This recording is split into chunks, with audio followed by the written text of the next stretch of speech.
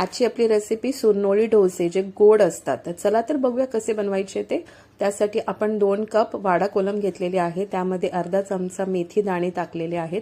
हे स्वच्छ 3 ते 4 वेळा आपल्याला धुवून घ्यायचं आहे आणि पाणी टाकून 6 ते 7 तास भिजत ठेवायचे आहेत. नंतर जेव्हा आपण वाटण करणार त्यामध्ये 1 मूठ जाडे पोहे घ्यायचे, धुवून 1 ते 2 वेळा स्वच्छ धुवून पाणी काढून.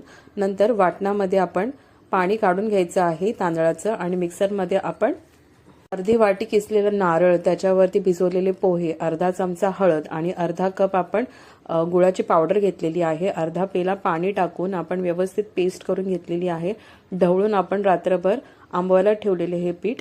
नंतर दुसऱ्या दिवशी आपल्याला डोसे बनवायचे, त्यावेळेला चवीनुसार मीठ टाकायचं आहे. हे पीठ व्यवस्थित ढवळून घ्यायचं आहे आणि भिडं व्यवस्थित गरम करून घ्यायचं आहे. थोडंसंच तेल लागते ह्याला.